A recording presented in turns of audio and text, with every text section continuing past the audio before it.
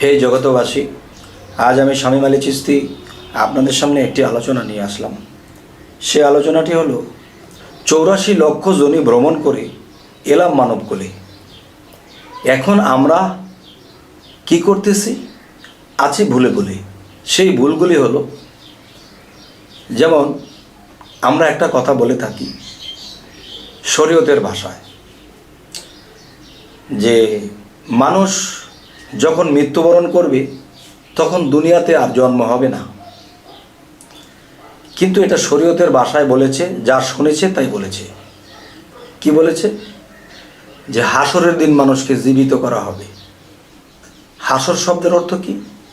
মরুভূমি, বালুচর। তাহলে এই বাংলাদেশে এখনও মরুভূমি আছে। আর আপনি আমি যেখানে বসে আছি এটাও একটা মরুভূমি ছিল, বাড়িঘর হয়ে গেছে বলে এখন এটাকে কি বলতেছি? এখানে বাড়িঘর বলতেছি, গ্রাম সমাজ হয়ে গেছে, কিন্তু এটাই মরুভূমি।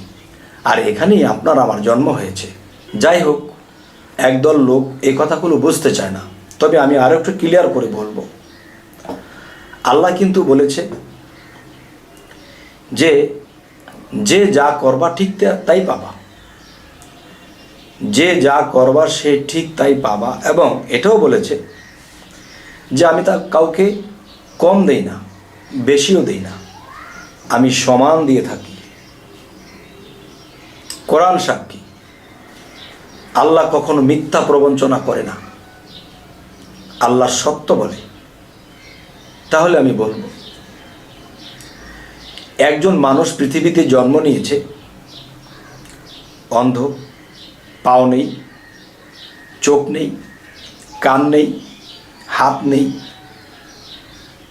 তাহলে মানুষ তো আল্লাহরই সৃষ্টি। তাহলে একদল হাত পা চোখ নাক কান সমস্ত কিছু আছে, ব্যবসা করে চাকরি করে খাইতেছে। আরেক দল লোক অন্ধ বলে ভিক্ষা করে খাইতেছে। তাহলে আল্লাহ এখানে সমান দেখলো কই? আল্লাহ তো সমান বিচারক, কাউকে কমও দেন না, বেশিও দেন না। একজনকে সম্পূর্ণ শরীর দিল, কাউকে অঙ্গ প্রত্যঙ্গ ছাড়া পৃথিবীতে জন্ম হলো। তাহলে আল্লাহ তো সমান বিচারক, তাহলে তিনি অন্ধ কানা লুলা বোবা কেন? একজন প্রেসিডেন্ট, আরেকজনের প্রজা, আরেকজন গরিব, সে দিন আনে দিন খায়, পরের দিন খাবার পাও থাকে না। তো এখন বিষয় হলো, আল্লাহ তো সমান বিচারক, আল্লাহ অবিচার করেন না। তাহলে এখানে সমান কোথায়? এই জন্য বলি, কিছু কিছু শরীয়তের লোক বলে থাকে যে মানুষ মৃত্যু হলে দুনিয়াতে আর জন্মাবে না। যারা এই কথা বলে তারা এই বিষয়গুলা চিন্তা করে না, বোঝার চেষ্টা করে না, যা শুনেছে তাই বলে। আবার বলে কি, কোরআনে কোথায় লেখা আছে? কোরআনে কোথায় লেখা আছে যে মানুষ পৃথিবীতে আবার জন্ম হবে? আচ্ছা, হাদিস শরীফে স্পষ্ট আছে, হাসরের দিন আপনাকে আমাকে আবার জীবিত করা হবে, পুনরায় জীবিত করা হবে।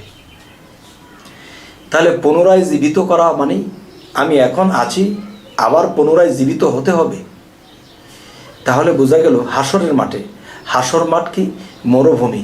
আপনি আমি আছি কোথায়? মরুভূমিতেই আছি।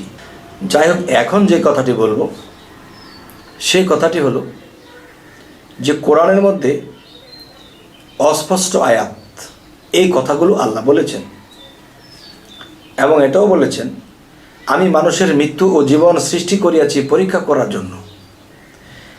আল্লাহ কি বলতেছে? সূরা মুলুকের মধ্যে আল্লাহ কি বলেছেন?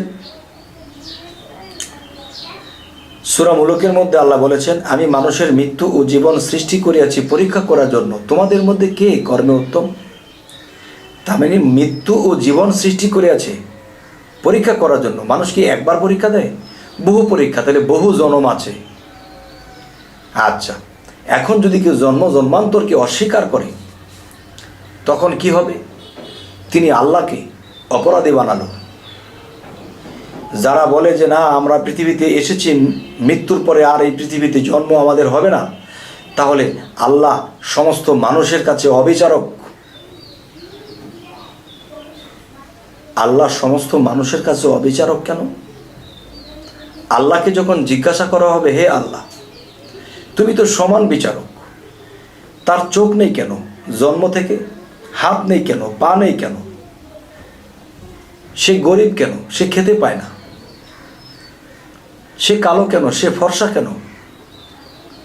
তাহলে তুমি তো সকলকে সমান বিচার করো, সমান দিয়ে থাকো, তাহলে একজনের অঙ্গ প্রত্যঙ্গ নেই, আরেকজনের সব আছে, সমান বিচারটা করলে কই?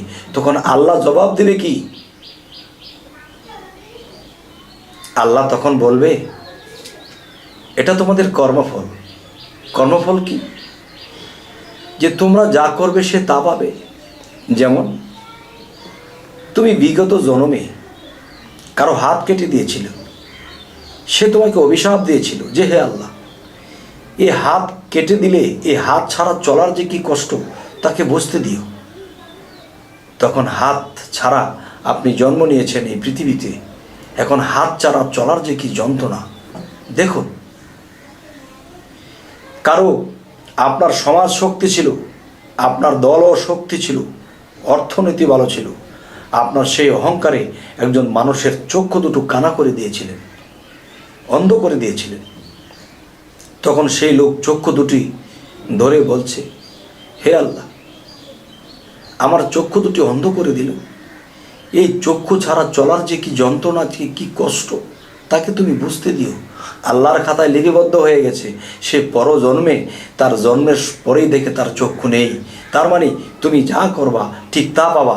তুমি কারো চক্ষু অন্ধ করেছিলে, আজ তুমি অন্ধ হয়ে এলে। কারো হাত কেটে দিয়েছিলে, আজ তুমি হাত ছাড়া পৃথিবীতে জন্ম নিলে। হাদিস এই কথাগুলো ক্লিয়ার করেনি। যে হাদিসে একটি কথা আছে, হাসরের দিন তোমার হাত সাক্ষী দিবে, তোমার পা সাক্ষী দিবে, তোমার চক্ষু সাক্ষী দিবে, তোমার কান সাক্ষী দিবে। কিভাবে সাক্ষী দিবে? আমরা যখন একজন লোকের দিকে লক্ষ্য করব, তখন বুঝতে পারবো তার হাত সাক্ষী দেয় সে কারো হাত কেটে দিয়েছিল। আজকের এই আলোচনা মারিফতের মূল, যদি এর পরেও যদি কেউ বুঝে ভুল, তার ইহকাল পরকালেও হবে না আর কুল। তবে হে জগতবাসী, জ্ঞানীদের জন্য এতটুকুই যথেষ্ট, আর বলতে হবে না। তবে আমি বলবো, এই পৃথিবীতে আমরা জন্ম নিয়ে এসেছি, এক জন্মে যেন আমরা উদ্ধার হয়ে যেতে পারি। আমরা সেই পরম আত্মা বা সেই আল্লাহ, পরম আল্লাহর কাছ থেকে আমরা এসেছি, আবার সেই পরম আল্লাহর সাথে বিলীন হয়ে যাব। তখন আমাদের আর জন্ম মৃত্যু হবে না। তাই এই পৃথিবীতে আমরা ত্যাগ দিতে হবে, নিজ মুর্শিদকে আমরা রাসূল রূপে মানতে হবে, আর রাসূল রূপী আল্লাহর রূপ। যাই হোক,